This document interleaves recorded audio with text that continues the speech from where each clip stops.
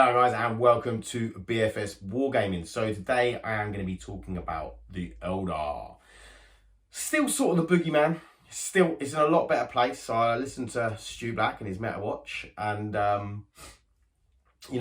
still know it's a bit of a problem. Their win rate is down to 57%. I still feel like, I feel like now if you play them, they feel like you have a bit more of a chance, but I still think they're so strong. The movement, the dice manipulation is just crazy. So I want to talk about, they don't want to change data sheets. They really don't want to change data sheets. So, I mean, let's have a little conversation of what we could do without changing data sheets. And then maybe if we go too far on it, they could then bring the points down a little bit. Because let's face it, their data sheets are insane, some of them. So first off, I want to talk about dice manipulation. So you have fate dice, 12 dice or 50, you can get up to 15. Super strong, just really strong just to be able to go near. You then have the reroll to hit, reroll to wound detachment rule. So every unit gets a reroll to hit and every unit gets a reroll to wound in every phase. Obviously fighting and shooting. So really strong, nice rule. Then you have some other abilities such as the enhancement, which on the Spirit Seer, which you can change a hit roll, a wound roll, or a damage roll to a 6. Again, very, very strong for that unit. You then have a Fast Seer that has an ability to change a fate dice to a 6 when you use it. Very strong.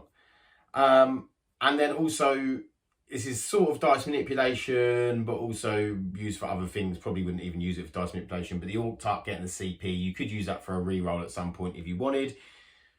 Probably just going to use it on one of the amazing stratagems that you've got. So that is dice manipulation. What I'd like to see change of this in January, I'd like to see fate dice cut in half. So I think it should be 6. 6 fate dice. They're still incredibly powerful. And with the faster there, you can change them into a 6. It makes them even more powerful. You've then got the detachment rule. I think it'd be better if they just change it to a hit roll, because then you start making decisions. Most people I play, or when I have played Eldar or seen Eldar played, they don't even use all their fate dice. So I don't even think knocking them down to 6 is going to be that bad. So yeah, reroll to hit, reroll to wound. I think you take it to just a reroll to hit in each phase. And then, you know, if you've done that, maybe then keep the other enhancements. I still think that autark that just needs to be looked at. I don't know what to do about it. It's just way too good for his points. But yeah, so I think there are 2 big ways that you could affect their reliability in their dice, and that way it makes them a little bit more reasonable. Now let's talk about movement, because I think dice manipulation and movement are 2 of the biggest things that make Eldar so strong. Now Eldar should have movement, because that is what the army is really about, is about movement and things like that. Like they've always been very fast. So let's talk about Phantasm. Obviously, I think everyone knows it's been the best, basically the best stratagem in the game since 10th edition's come out. They did change it to infantry only, still super powerful. I had it used on me the other day, and you know, when you're just like, oh, I forgot about Phantasm. And you know, it's a misplay from me, but also it's just a super strong stratagem that you've got to try and think about from every single possible point of view, and it's very frustrating to play against. You move that to the beginning of the phase, beginning of the movement phase, or you keep it at the end and you do it once per game. Once per game, you've got to really choose when you want to use it. And I think that way it keeps it incredibly powerful, but it's just once per game. You've still got to think about it a lot, but at least it's not every game, every turn you're like, it's got Phantasm. Next up is, well, to be honest, their movement, they've got the fire and fade stratagem, which you don't have to have fired. You just get an extra normal move. There's no real restrictions around it, apart from the fact it's the end of your movement phase. It is 2 CP. I don't think it's the end of the world. It's just the fact they've got so much movement, and then they've got like warp spiders that can move 24 in, like, but if they roll a 1, they do a mortal wound to themselves. No one cares. You've got Shadow Spectres, which are obviously too cheap and need to be increased, but they can move and then basically fire and fade for free. And there's just so much movement shenanigans in Eldar, and it just needs to be curtailed, I think. I still need movement shenanigans. I'm not saying change fire and fade.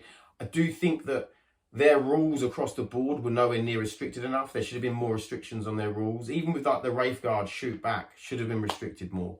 You can do it in a fight phase. Like, why? What? It's just not necessary. It makes it so many bad, feels bad interactions when you're playing against them, and it's just really, really not nice.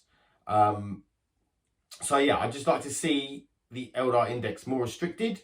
I'd like to see less dice manipulation and a little bit less movement shenanigans, because it's just too strong to play against. Especially when you're talking about scoring points and it's all about movement. And it's like, oh, I've got my point scoring unit over there. Oh, they've got a Night Spinner which can kill it, or they can just move 5 Warp Spiders 24 inches and flame me off the board with devastating wounds. And it's just like, oh, great, you know? It just doesn't feel nice to play against.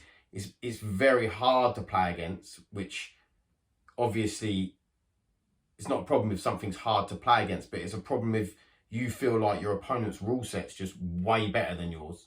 Like, obviously I know there is answers to it. There's Chaos Space Marines and things like that, and big Necron blobs they do struggle with the Catan and stuff like that, but it's like, come on, there shouldn't be like 2 list builds or 3 list builds. The only list builds that can beat this army in the whole game. Like, let's bring them down. And I prefer to over nerf them at this point, and then we can bring the points down a little bit on stuff.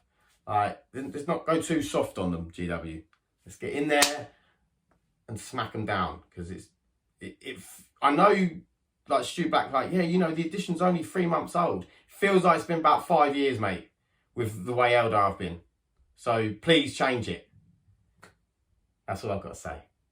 Please like and subscribe, and I'll see you in the next one. Thanks. Bye.